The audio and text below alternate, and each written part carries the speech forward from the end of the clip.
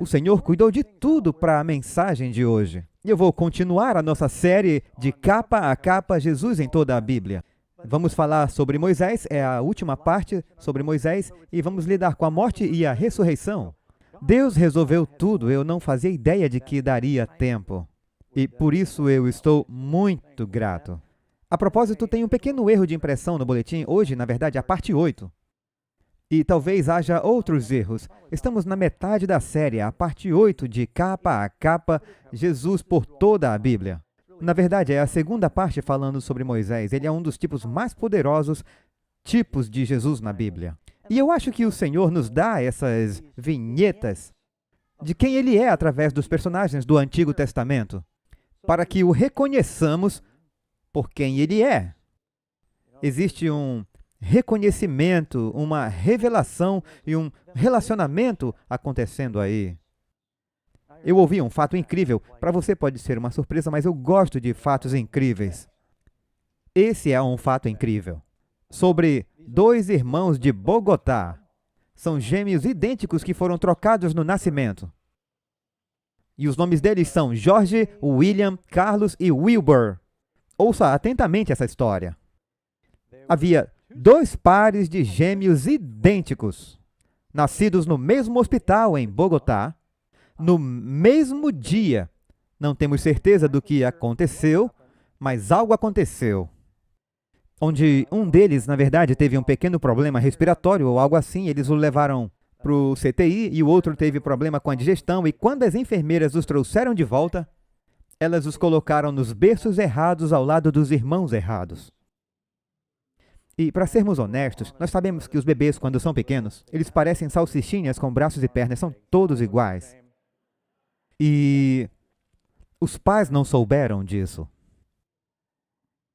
E esses irmãos cresceram 25 anos pensando que eram gêmeos fraternos. Então, uma moça que conhecia um dos irmãos foi no mercado e viu o Wilbur, eu acho que atrás do açougue. E ela sabia que ele trabalhava, na verdade, numa empresa de tubulação. E ela disse, Wilbur, o que você está fazendo aqui? Ele olhou para ela, quem é você? Ela disse, Wilbur? Ele não disse nada. Ela pensou, talvez ele esteja em outro emprego e não quer que ninguém saiba. Mas a identidade era tão clara, então, de alguma forma, ela perguntou ao outro irmão. Ele disse, eu não trabalho em meio período. Ela disse, olha esse cara. Ela trouxe uma foto dele e mostrou para o irmão. E aquilo mexeu com ele. Então eles foram para o Facebook e começaram a procurar no Facebook e encontraram uma foto dele com seu irmão. E parecia exatamente com os outros irmãos gêmeos. Isso abalou o mundo deles. Porque na família eles sempre achavam que um deles não parecia com os pais. E eles então passaram a enfrentar todo tipo de conflitos. Você foi meu irmão a vida inteira. Quando se encontraram, descobriram o erro. E foi um longo período de silêncio atordoados. Mas daí eles se abraçaram, percebendo que haviam encontrado seu alter ego, por assim dizer, em seu gêmeo idêntico que nunca haviam conhecido. E era incrível o quanto eram parecidos nas vozes, na risada, na maneira como andavam. Algumas coisas são aprendidas, mas algumas são hereditárias.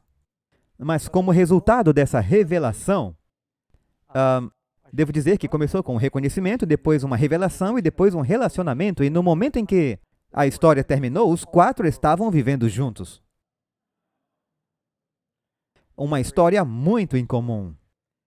Bem, na Bíblia, quando olhamos para a vida de Moisés, de muitas maneiras, nós vemos uma mera imagem de nosso Salvador. E só para revisar, no nosso último estudo estávamos falando sobre algumas das maneiras como Jesus e Moisés são tão semelhantes. Moisés disse, o Senhor, seu Deus, levantará um profeta para vocês como eu. E está em Deuteronômio 18. Moisés é aquele profeta que é o líder do Êxodo. Aquele que os lideraria seria como Moisés. Ambos sobreviveram a um genocídio de bebês meninos. Ambos foram salvos através do Egito. Moisés foi salvo por ser adotado no Egito e Jesus fugiu da perseguição para o Egito. Ambos recusaram a riqueza terrena. Ambos conhecem uma mulher num poço. Jesus conheceu uma mulher que teve 6 maridos, namorados. e ela finalmente encontra a verdadeira paz e felicidade por meio de Cristo, Moisés conhece 7 mulheres em um poço e ele se casa com Zípora.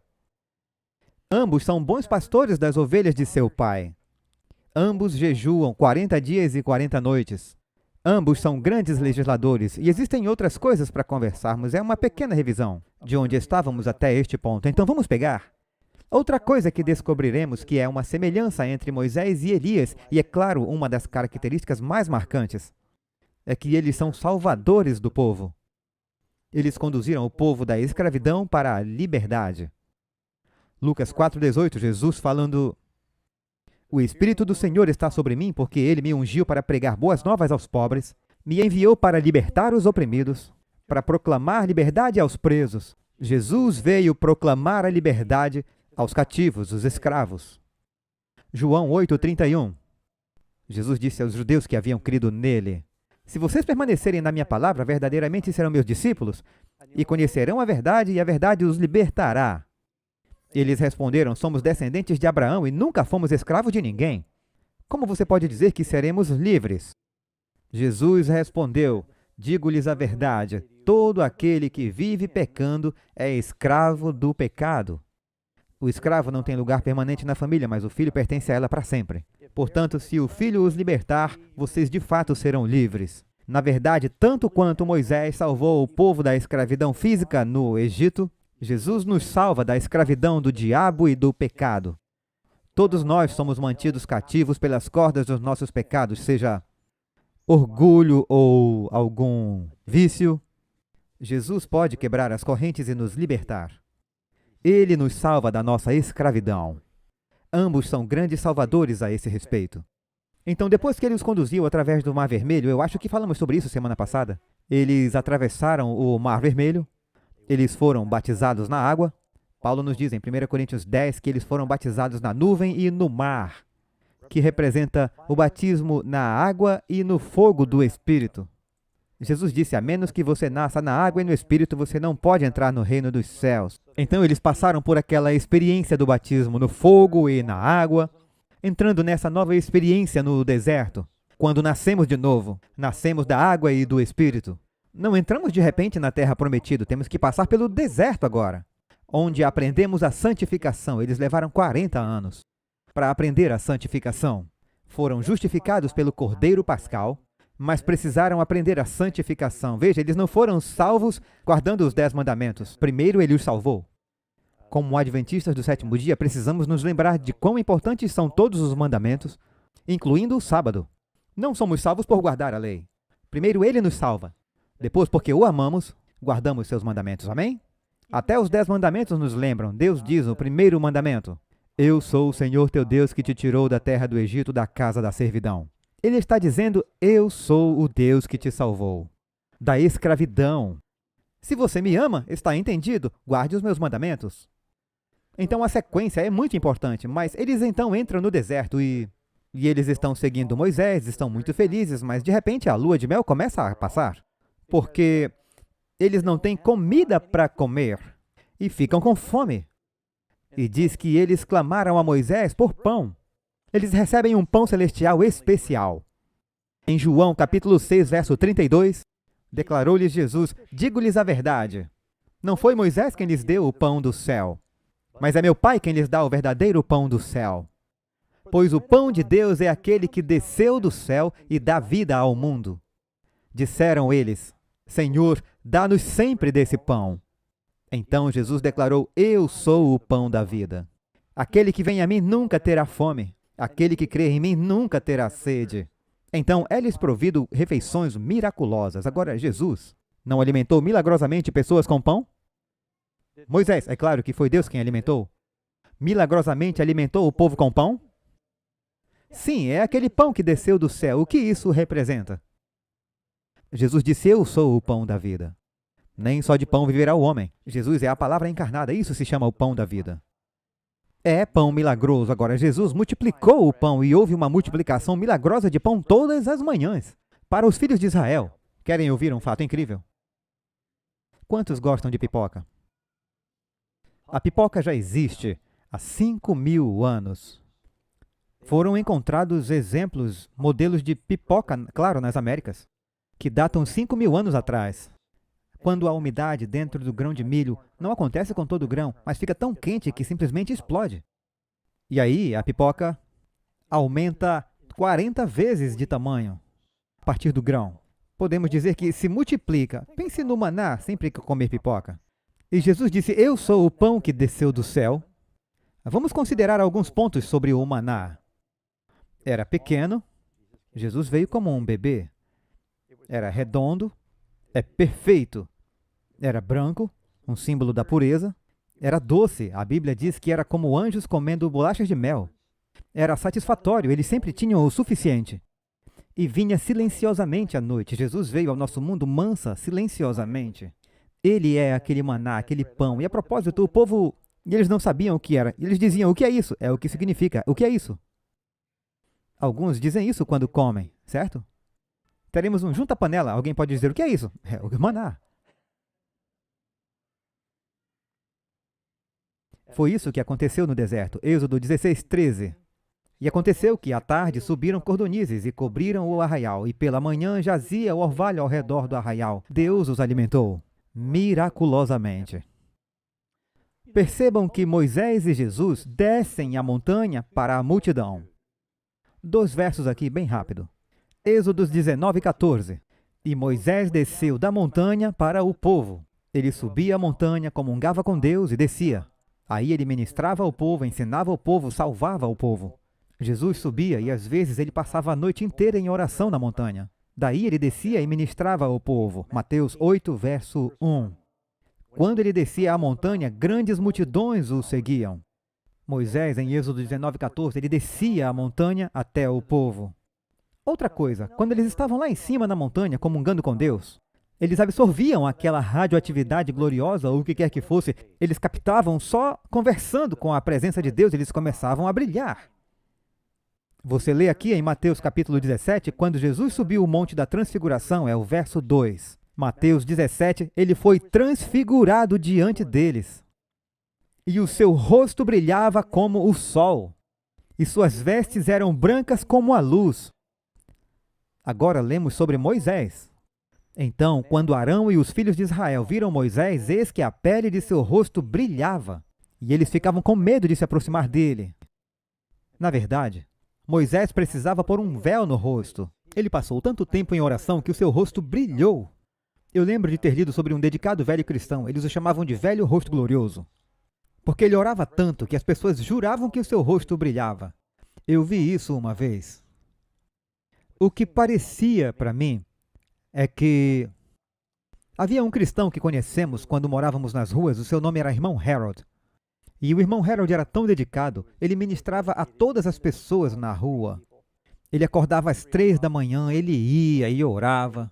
Ele visitava o hospital, citava a palavra de Deus. E eu fui a uma reunião de oração matinal uma vez, e as pessoas achavam que eu estava me tornando muito religioso porque eu aparecia às 5 da manhã. Mas, na verdade, eu passava a noite acordado.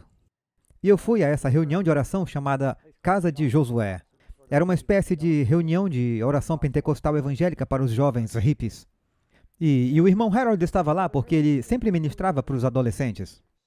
E eu cheguei lá logo depois que ele chegou primeiro que eu. Eu o vi orando, esperando o programa começar, seus olhos estavam fechados. E eu pensei, onde está a luz entrando pela janela e atingindo o seu rosto? Eu olhei, não havia luz.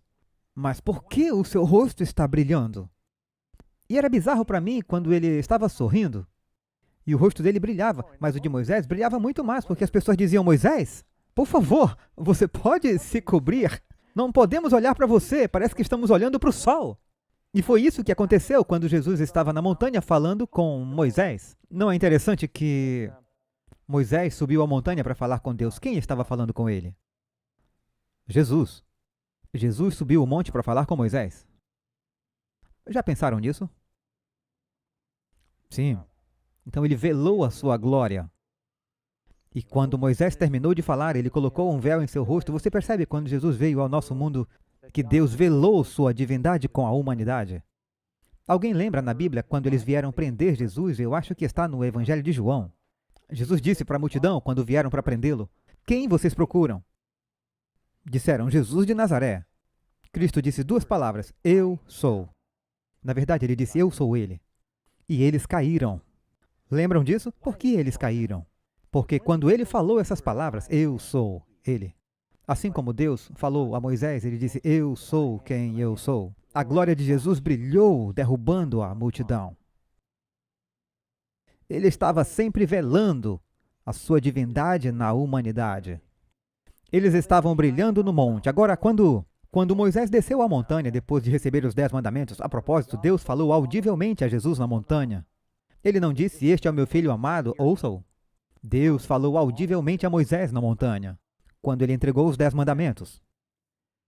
Então eles desceram da montanha, onde há glória na montanha e demônios no vale.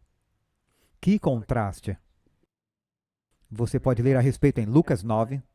Depois da experiência do Monte da Transfiguração, onde Jesus falou com Elias e Moisés e Deus disse, este é o meu filho amado, aconteceu no dia seguinte, quando eles desceram da montanha, uma grande multidão o encontrou.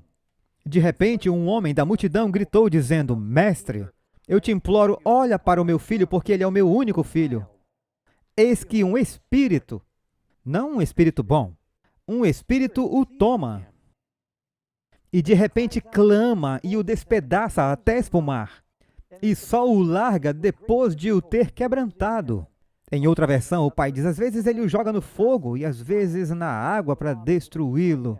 Os discípulos já tentaram expulsar esse demônio, mas não conseguiram. Os escribas e fariseus disseram, e agora, onde está o seu poder? Então, existe esse conflito com o diabo no vale depois de descer da montanha. Moisés desce a montanha, o que ele encontra? Deus diz, Moisés, é melhor você descer, seu povo se corrompeu. Interessante Deus dizer a Moisés, seu povo. Você já notou que quando as crianças estão com problemas, e um dos pais diz, seu filho está agindo mal, eles não dizem, meu filho. Carol diz, cuida do seu filho. Moisés desceu a montanha. O que aconteceu? Fizeram um bezerro de ouro. Ouça. Isso também está em Êxodo, Deuteronômio 9:15. Então virei-me e desci do monte, o qual ardia em fogo, e as 2 tábuas da aliança estavam em ambas as minhas mãos. E eu olhei, e eis que, na verdade, diz que as 2 tábuas da aliança estavam em minhas 2 mãos. Alguém já viu imagens de Moisés descendo a montanha com 2 tábuas debaixo do braço? Depois você vê fotos dele, na verdade, carregando 2 tábuas, uma em cada braço, que é o mais fiel à Bíblia. As 2 tábuas estavam em ambas as minhas mãos, e eis que eu olhei, e eis que vocês pecaram contra o Senhor seu Deus e fizeram um bezerro fundido. Se envolveram em idolatria, que é a adoração diabólica, e se desviaram rapidamente do caminho que o Senhor havia ordenado a vocês. O povo deu uma festa e eles estavam desenfreados. Simplesmente passou de adoração em adoração diabólica. Outra coisa que vemos é que Jesus e Moisés são conhecidos como grandes mediadores e intercessores. Você lembra da história, é claro, onde, logo após atravessarem o Mar Vermelho, e estavam a caminho do deserto quando os amalequitas, um povo que habitava no deserto, e eles eram parentes, eu acho que de Abraão, e eles vieram e os atacaram por trás. E Deus disse a Josué, Moisés disse a Josué, arme o povo e saia para lutar contra os amalequitas. E então eles, com todas as armas que conseguiram como escravos, eles saíram e lutaram contra Amaleque. E Moisés subiu a colina e levantou as mãos para interceder por eles e orar a Deus. E acreditamos que ele estendeu os braços para o alto, porque depois de um tempo os seus braços cansaram e começaram a descer. E Arão e Hur vieram ao lado de Moisés e levantaram os braços dele. Por quê? Porque quando as mãos de Moisés abaixavam e ele não era visto intercedendo e orando por eles, Amaleque começava a derrotar Josué. E eles disseram, olha, tem uma conexão aqui. Quando eles não veem Moisés no alto da colina, eles começam a perder. Erga as mãos. Ele diz, eu não consigo. Eu já tenho 100, 80, sei lá, seja lá quanto for. Eles disseram, deixe-nos ajudá-lo. Eles ergueram as mãos e isso se tornou uma expressão. Sempre que você ajuda um pastor, eles dizem, ajude, erga as mãos do pastor. Como Arão e Hur fizeram com Moisés. Mas eles o viram intercedendo, e quando vemos Jesus como nosso sumo sacerdote intercedendo em nosso nome, Ganhamos coragem para a luta diária. Amém? Continuar o bom combate da fé. Eles eram intercessores. Eles eram mediadores. Êxodos 32, verso 32. Agora, pois, perdoa o seu pecado. Lembram, depois do bezerro de ouro, Deus disse, saiam do meu caminho, eu vou destruí-los. Eu sempre acho interessante Deus dizer a um homem, afaste-se, não tente me impedir, eu vou destruí-los. E quem pode impedir Deus? Quando ele quer agir, certo? Deus, na verdade, queria que Moisés intercedesse. Deus estava dizendo, de acordo com a justiça, eles falharam comigo 10 vezes. Eu vou eliminá-los. E Deus disse, além disso, Moisés, sai do meu caminho, eu os destruirei e farei de ti uma grande nação. Tu serás o meu novo Abraão. Moisés poderia ter dito, parece muito bom. Ao invés de hebreus, seriam os moiseitas. Eu sou toda a nação. Mas não, ele estava interessado no nome de Deus. E ouça o que ele diz quando intercede e ora. Senhor, perdoa o pecado deles, mas se não, eu oro, apaga o meu nome do teu livro. Deus tem um livro da vida? Ele diz, se tu não os perdoar, apaga o meu nome. O que Moisés está fazendo? Ele está se sacrificando. Ele diz, deixa eu ser o substituto, tire a minha vida, mas salva-os. Mais parecido com Jesus é impossível. Dizer, eu estou disposto a morrer para que outros possam viver. Então os vemos mediando e intercedendo. Salmo 106, 23. Por isso ele ameaçou destruí-los, mas Moisés, seu escolhido, intercedeu diante dele para evitar que a sua ira os destruísse. É como se Deus dissesse, sai do meu caminho, vou destruí-los. Moisés diz, não, Senhor, pare. Você já viu um ringue de boxe? 2 campeões peso pesado, cada um com 2 metros de altura. E eles começam um corpo a corpo. E o árbitro, que tem apenas 1,5 metro, tem que separá-los. E é incrível para mim, esses caras são muito corajosos. Não os boxeadores, os árbitros. Porque os caras estão ali balançando descontroladamente. São pesos pesados, podem te lançar na outra rua. E ele fica bem entre eles. E separa os 2 grandalhões. Até parece que vocês nunca viram uma luta de boxe. Pastor Doug, isso é violento. E é incrível, Moisés ele se coloca na brecha para interceder. João 17, Jesus faz sua grande oração de intercessão, verso 20.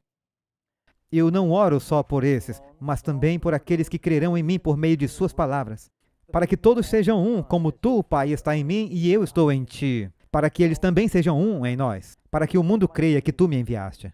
Agora, não apenas Jesus intercedeu e orou pelos apóstolos e os discípulos. Aqui está um verso onde ele ora especificamente por Doug. Ora por você. Ele disse, Senhor, eu não estou orando só pelos apóstolos, eu oro por aqueles que acreditarão por meio das tuas palavras. Quem crê por meio das palavras? Jesus está orando por você nesta oração. Ele é o intercessor. Ele é um mediador. O mediador ele é um intermediário. Ele simplesmente está entre os fogões antigos. Eles tinham 3, eu acho que ainda tem fogões como esses, com marcas de alto, baixo e médio. No meio. E Moisés ficou no meio. Quando Deus falou com os filhos de Israel, eles disseram, o povo tremeu, ficaram tão assustados, disseram, não deixe mais Deus falar conosco. Que ele fale contigo e tu fala conosco. E a gente te responde e tu diz a ele o que dissemos, como se Deus não soubesse. Mas Moisés é como um mediador. Jesus é o nosso mediador. Na verdade, eu amo essa história do Monte da Transfiguração, porque você tem 7 indivíduos na história. Pedro, Tiago e João, que sobem a montanha. Temos Elias, Moisés e Deus, o Pai. E tem também Jesus, que permanece como uma ponte entre o céu e a terra. E naquele dia, Jesus ia de humano para divino e humano. É como quando Jesus disse para Natanael, você está surpreso por eu saber quem você é? Ele disse, você verá coisas maiores do que esta, daqui em diante você verá anjos de Deus subindo e descendo sobre o Filho do Homem. Jesus é a escada que liga, a cruz é uma escada que liga o céu e a terra. Ele é o mediador, o intermediário. Precisamos de um padre se quisermos orar? É bom ter amigos e acho que você deveria ter amigos que o responsabilizam. Não é saudável se você não os tem. A Bíblia diz: confessem suas faltas uns aos outros e orem uns pelos outros para que vocês possam ser curados. Mas em lugar nenhum da Bíblia diz que você precisa ir a Deus por meio de um santo, ou de Maria, ou de um padre. Vá a Deus diretamente através do seu mediador, que é Jesus, que é o seu sumo sacerdote.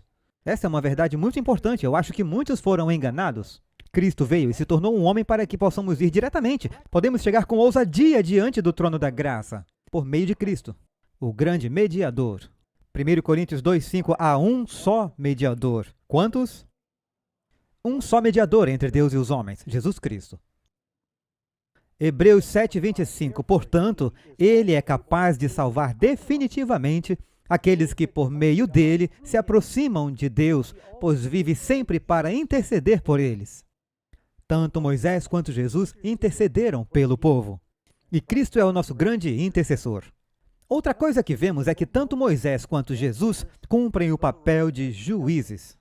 Você pode ler em Êxodo capítulo 18, verso 13. E aconteceu que no dia seguinte Moisés assentou-se para julgar o povo, e o povo estava em pé diante de Moisés desde a manhã até a tarde. Ele não era apenas o grande legislador, ele era o grande juiz. E finalmente ele estabeleceu algo onde ele disse: olha, eu vou delegar juízo a outros oficiais. E isso foi por sugestão de seu sogro. Mas quem mais é o nosso juiz? 2 Coríntios 10, verso 10, pois todos devemos comparecer perante o tribunal de Cristo. Cristo não é apenas nosso Salvador, nem só o nosso advogado de defesa. Ele nos julga.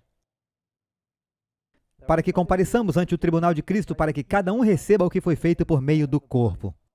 1 Coríntios 6, versos 2 e 3. Vocês não sabem que os santos hão de julgar o mundo? Se vocês hão de julgar o mundo, acaso não são capazes de julgar as causas de menor importância? Vocês não sabem que haveremos de julgar os anjos? Quanto mais as coisas desta vida.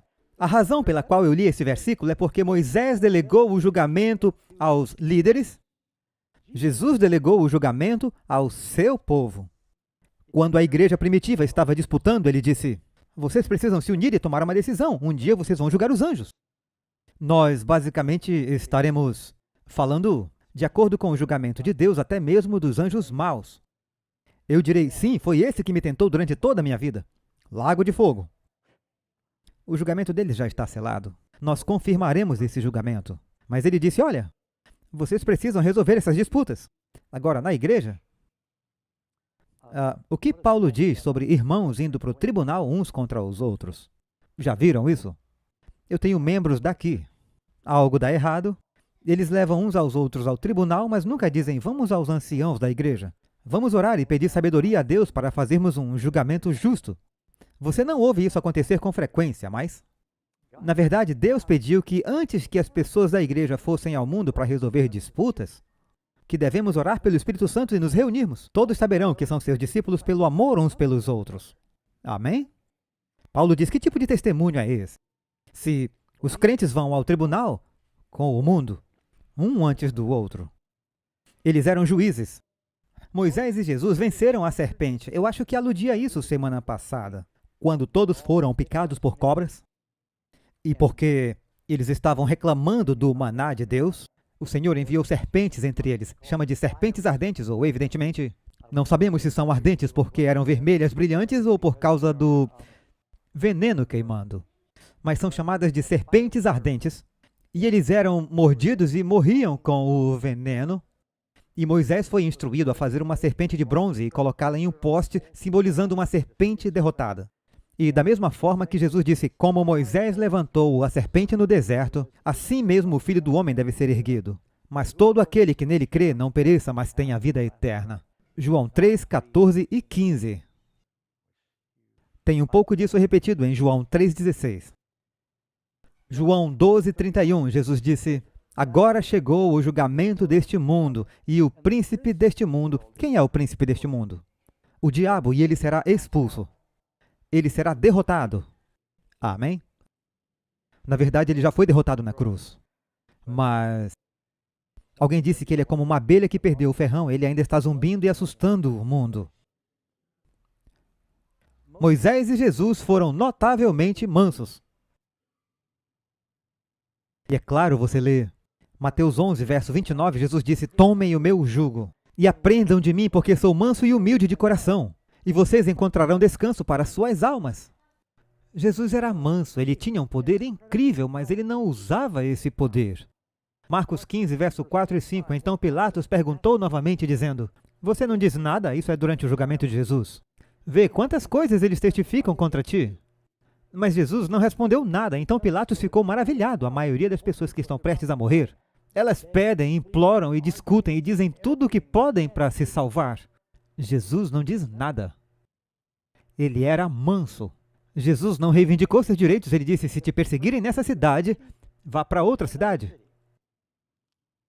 Moisés era manso? Leia na Bíblia, o homem, isso está em Números 12, verso 3. O homem Moisés era muito manso, acima de todos aqueles que estavam na face da terra. Só um exemplo disso, quando Datã e Abirão vieram e disseram a Moisés: Moisés, você concentra muito poder sobre si. O que faz você pensar que está no comando? Quem te deu toda essa autoridade? Você manda em nós, nós também podemos liderar. Deus opera por nós como ele opera por você. Moisés, se fosse eu, e se isso acontecesse depois de eu falar com Deus face a face, eu procuraria uma queixada de jumento e acertaria com vontade no quadril e na coxa. Eu ficaria chateado, mas Moisés não, ele cai no chão e se humilha. E dizia: bem, que o Senhor nos defenda. Ele era um homem manso. Você também pode ler em... Esses não são os versos que eu quero ler. Outra coisa, isso para mim é mais do que coincidência. Se eu dissesse, que números você associa aos seguidores de Jesus? Que números você associa aos seguidores de Jesus? Quantos apóstolos haviam lá? 12. Ele enviou outro grupo? 70. São conhecidos pelos números 12 e 70. E seus líderes são grandes organizadores. Organizaram uma nação e uma igreja. Números 1, 44. Esses são aqueles que foram numerados, que Moisés e Arão numeraram, e os príncipes de Israel sendo 12 homens. Eram 12 príncipes representando cada uma das tribos. Aí você vai para Lucas 6,13. Um certo dia, depois de passar a noite em oração, ele chamou seus discípulos e dentre eles escolheu 12, que ele chamou de apóstolos. Você vê o 12 não só com Moisés e com Jesus, mas também os 70. Êxodos 24, verso 9. Então subiram Moisés, Arão, Nadab e Abiú e 70 anciãos de Israel. É só digitar 70 anciãos. Aparece muitas vezes na história de Moisés e Arão. E quanto a Jesus? Lucas 10, verso 1. Depois dessas coisas, o Senhor Jesus designou outros 70 também, e ele os enviou de 2 em 2, adiante dele em todas as cidades e lugares onde ele mesmo iria. Boa ideia enviar obreiros bíblicos antes do evangelista. Então ele enviou não apenas os 12, ele enviou 70. Não é interessante que ambos tenham os mesmos números que foram enviados por eles? Mas espere, tem mais. Moisés e Elias. Eu estou olhando isso há tantos... Amigos, deixe-me parar aqui e perguntar uma coisa. O pastor Doug está tirando essas coisas da mente dele ou esses paralelos realmente estão nas escrituras? Quer dizer, você e eu vemos pastores que leem um verso e daí eles inventam algo? Como se você soubesse que eles estão arrancando flores do céu e você está vendo que isso não parece estar lá. Mas essas são coisas que eu acho que estão bem na superfície, elas são claras e são associações óbvias. Por quê? Moisés disse: o Senhor teu Deus vai levantar um profeta para ti como eu. Então, quando Jesus viesse, eles olhariam para os paralelos e diriam que a semelhança é inconfundível. E sabemos que Jesus é aquele, o Messias. Moisés e Jesus escaparam de apedrejamento. Êxodo 17, verso 4. E Moisés clamou ao Senhor, dizendo: o que devo fazer com este povo? Eles estão quase prestes a me apedrejar. Você pode ler em Números 14, verso 10. Mas toda a congregação mandou apedrejá-los com pedras em várias ocasiões. Pensar sobre tudo o que Moisés fez, ele poderia se aposentar aos 65, mas aqui aos 80 ele vai trabalhar. E ele começa a liderar esse povo e eles, depois de todas as pragas e todo o poder de Deus e os egípcios destruídos pelo Mar Vermelho, eles ficam com fome e ele dá comida do céu. Ficam com sede, ele dá água de forma milagrosa várias vezes. Não só a água saindo da rocha, falaremos sobre isso, mas também fontes amargas se tornam potáveis através de Moisés. E ele faz tudo isso, mas sempre que algo dá errado, ele diz, vamos matá-lo. Agora, o próprio povo de Jesus queria despachá-lo. Finalmente conseguiram. Mas várias vezes tentaram apedrejar Jesus. Veja João capítulo 8, verso 59. Então eles pegaram pedras para apedrejá-lo. Mas Jesus se escondeu e saiu do templo passando no meio deles. Você vê isso acontecer de novo em João 10, verso 31. Várias vezes Moisés e Jesus escaparam por pouco de serem apedrejados. Esse, para mim, eu acho que é outro ponto que é muito especial. Diz, eles deram seu espírito a outros. Números 11, verso 17. Quando Moisés disse, Senhor, eu não suporto esse povo. Eles eram em torno de 600 mil soldados. E então você conta as mulheres, as crianças, não dá o número, mas você faz a matemática e extrapola, e há cerca de 2 milhões de pessoas. E Moisés está tentando lidar com as disputas de 2 milhões de pessoas. E essas são pessoas que saíram da escravidão, que não tinham muita experiência governamental, eram escravos. E isso o estava esgotando. E Deus diz, olha Moisés, você precisa de alguns líderes. Você tem 12 príncipes, 70 anciãos. E ele diz, eu vou pegar o espírito que está em você. Eu te dei meu espírito, eu vou pegar e colocar neles. Lembra de outro momento em que acontece isso na Bíblia? Pelo que Eliseu ora. Elias diz, o que você quer antes de eu ir para o céu? Eliseu diz, eu quero uma porção dobrada do teu espírito. Deus fez isso? O que o anjo disse a Zacarias sobre João Batista? Diz, o espírito, ele sairá no espírito e no poder de Elias. E então, os 70 anciãos que eles reuniram para Moisés, na verdade, 2 deles não se reuniram. Não sei se não se sentiram dignos.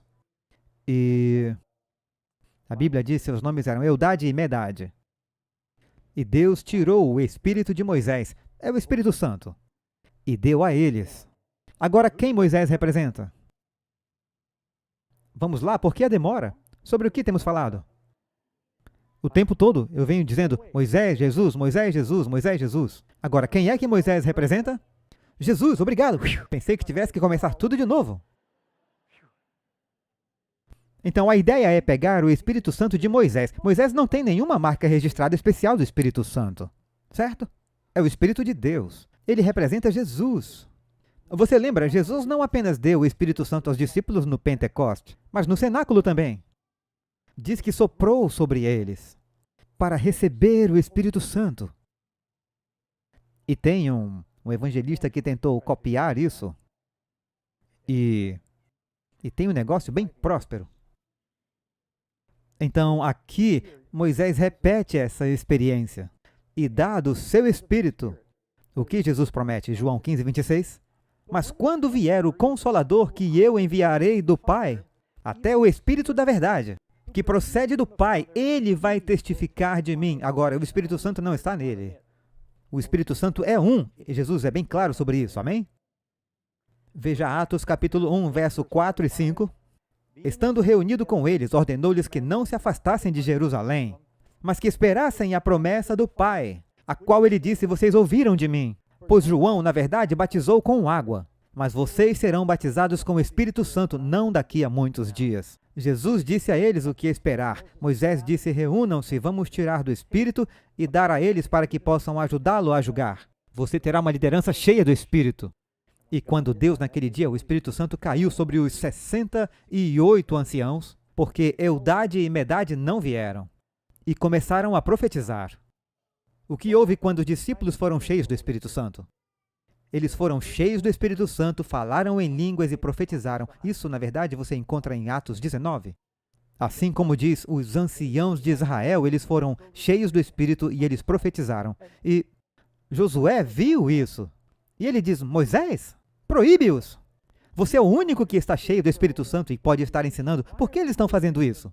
E ele disse, Moisés, não tenha ciúmes. Aliás, Moisés disse a Josué, não tenha ciúmes por minha causa. Quisera Deus que todas essas pessoas fossem profetas. Quisera Deus que todas essas pessoas fossem profetas. E alguém veio a Josué e disse que não apenas os 68, mas Eldade e Medade também foram cheios do Espírito Santo, embora não estivessem ali. Porque a palavra profetizar significa que eles foram cheios do Espírito Santo, estão pregando e proclamando a bondade de Deus, sobrecarregados com seu poder. Portanto, eles deram seu espírito a outros. Ambos construíram um templo. Isso está relacionado com a leitura das Escrituras desta manhã, que dizia que não há casa além da casa que Jesus construiu. Números 11 e 17. Êxodo 25, verso 9. Tudo que eu lhes mostro é um modelo do tabernáculo e o modelo de todos os seus móveis, assim vocês devem fazer. Deus não construiu um tabernáculo através de Moisés? E o Espírito desceu sobre ele e ele fez. Mas o que isso representa? João 2,19, Jesus diz, destrua esse templo e em 3 dias eu o reerguerei. De volta a Hebreus 3, eu quero ler isso novamente. Hebreus 3:3. Pois este, Jesus, foi considerado mais glorioso que Moisés, entanto quanto aquele que construiu a casa tem mais honra que a casa. Você ama o prédio mais do que aquele que o construiu para você? Quem construiu a casa é mais honrado do que a casa, pois cada casa é construída por alguém. Mas quem edifica todas as coisas é Deus. E na verdade, Moisés foi fiel em toda a sua casa como servo para testemunho das coisas que seriam ditas depois. Mas Cristo, como filho sobre a sua casa, cuja casa somos nós. A Bíblia nos diz que você e eu somos templo de Deus. Agora, não se confunda, mas em algum lugar Paulo diz, vocês não sabem que o seu corpo físico é um templo do Espírito Santo? É preciso cuidar do seu corpo físico, que também é morada para Cristo. Em seu corpo, Deus habita em você. Aquele que profana o templo de Deus, Deus o destruirá. Você não é seu dono, você foi comprado por preço. Devemos nos apresentar como sacrifício vivo, santo e honrado, que é o seu culto racional. Nós somos templo de Deus, como indivíduos. Mas Paulo também diz de outra maneira, ele diz, vocês não sabem que, coletivamente, são o templo de Deus. E é onde você encontra que diz que você e eu somos pedras vivas no templo de Deus, e que Jesus é a pedra angular, e nós somos um sacerdócio real. Então, a igreja é a família de Deus. Quando Jesus disse, destrua esse templo feito a mãos, e em 3 dias eu farei um sem as mãos, referindo-se à ressurreição, de que templo ele estava falando? Seu corpo, a igreja? Do que a igreja é chamada? O corpo de Cristo. E então Jesus construiu um templo? Jesus era um carpinteiro. E você já me ouviu citar isso antes, está em 1 Crônicas capítulo 17.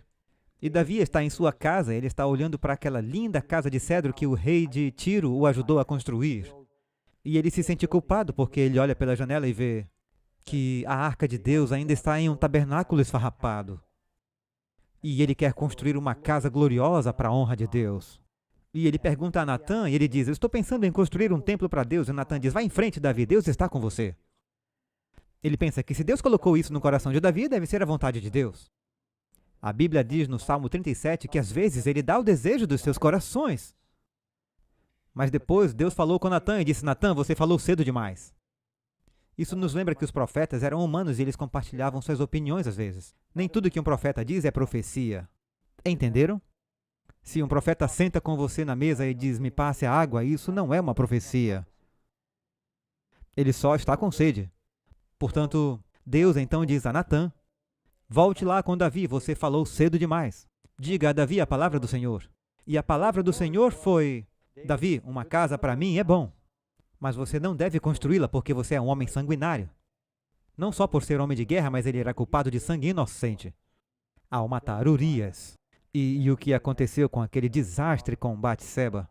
Então ele disse, o seu filho, cujo nome é Salomão, paz, como Shalom, o filho de Davi, disse, o teu filho construirá para mim uma casa que durará para sempre. Quem é o filho de Davi que construiu uma casa que duraria para sempre?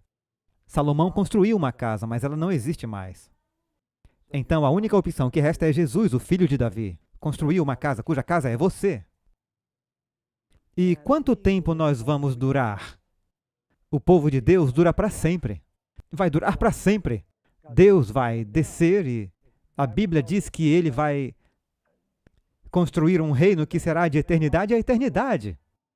Então essa é a casa que deveria ser construída para durar para sempre, mas Moisés construiu um templo e Jesus construiu um templo. E daí eles sofreram pelo povo.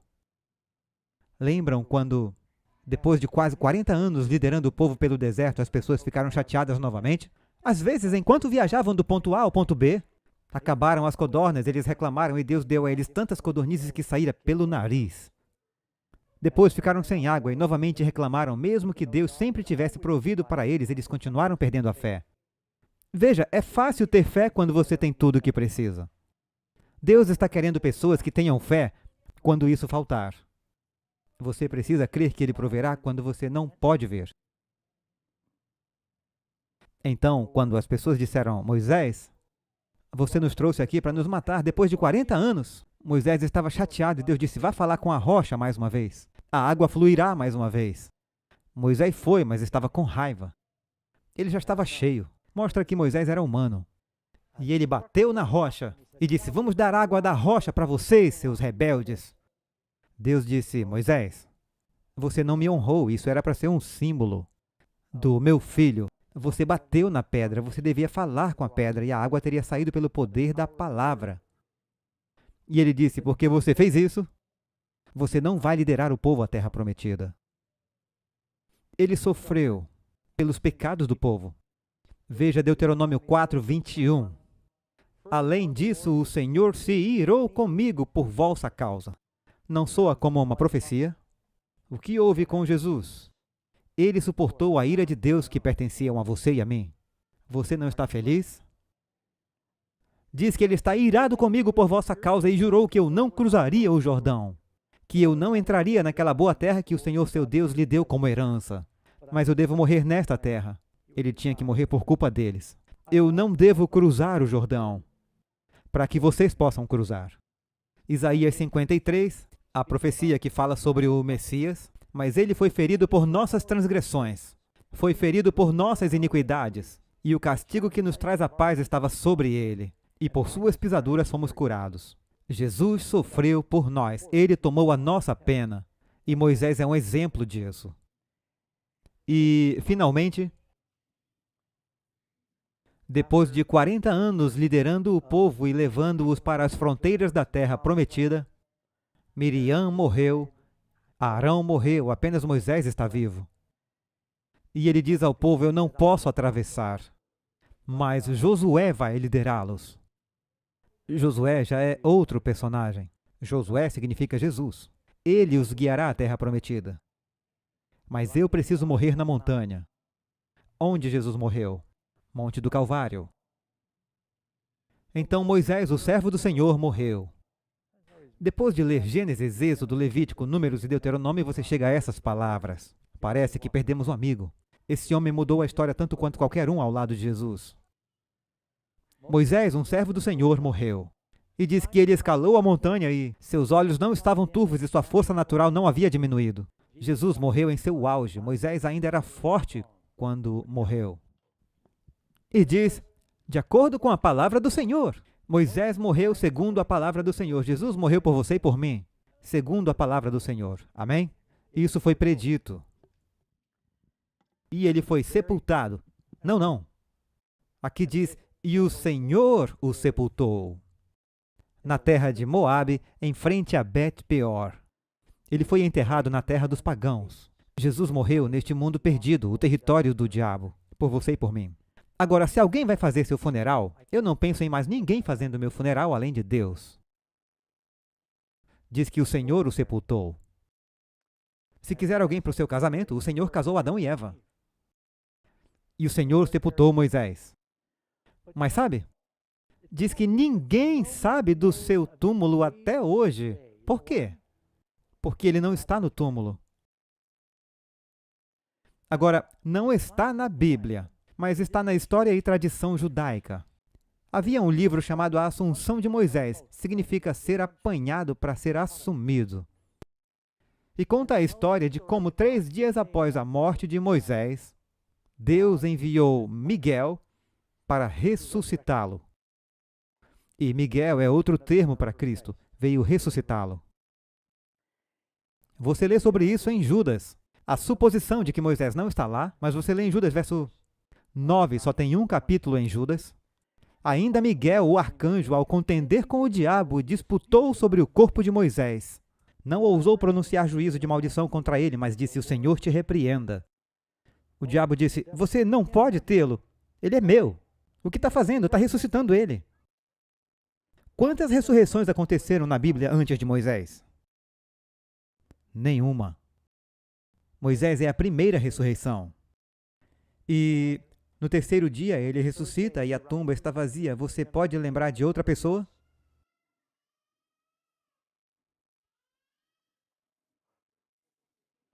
Estava quase havendo outra crucificação ali. Você lê aqui: e ele foi sepultado, 1 Coríntios 15, 4, e ressuscitou ao terceiro dia, segundo as Escrituras. É interessante que Paulo disse: todavia, a morte reinou dos tempos de Adão aos de Moisés. Parece que em Moisés, com a ressurreição de Moisés, as pessoas pensam que há esperança na sepultura. Dizem: porque Moisés ressuscitou, há esperança para nós ressuscitarmos. E agora você e eu sabemos muito mais que isso. Porque Jesus ressuscitou. Claro, houve muitas ressurreições depois de Moisés. Elias ressuscitou o menino, Eliseu ressuscitou o menino.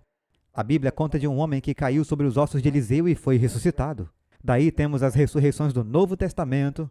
E a grande ressurreição, finalmente, é a ressurreição de Jesus. Amém? Você não encontra o túmulo de Moisés se for para o Oriente Médio. Você encontrará o túmulo de Jesus sem ninguém dentro. Na porta está escrito: ele não está aqui, ressuscitou. Se você for a Israel. Essa é a boa notícia, amigos. Ele está vivo, amém? A história de Moisés e Jesus nos lembra que servimos a um Deus vivo. Jesus está no céu, Moisés está no céu agora. E você pode estar lá também. Não precisamos ter medo da morte por causa do que Jesus fez por nós. Amém? Se há alguém aqui hoje, e talvez você não tenha reconhecido que Jesus é o Messias, o Filho de Deus, talvez através do estudo desse paralelo com Moisés, a palavra chegou viva para você e diz que ele era o único. E ele ressuscitou dos mortos. E ele quer lhe dar a vida eterna, então você será apanhado quando ele vier ou ressuscitará. Mas não precisamos ter medo da morte. A vida não é isso, a vida é para nos prepararmos para a vida que não acaba. Amém? E você gostaria de pedir a Ele para perdoar seus pecados e lhe dar essa vida? Você pode fazer isso agora mesmo. Vamos curvar as cabeças e orar juntos. Pai do céu, alguns de nós queremos renovar essa aliança e é um bom momento para fazer isso.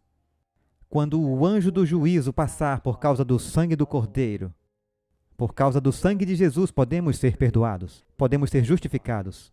E pelo batismo do Espírito Santo, podemos viver uma nova vida agora e experimentar a santificação. E estar prontos para o teu retorno, Senhor. Queremos o dom da vida eterna. Pedimos a Jesus que perdoe nossos pecados e nos dê esse presente.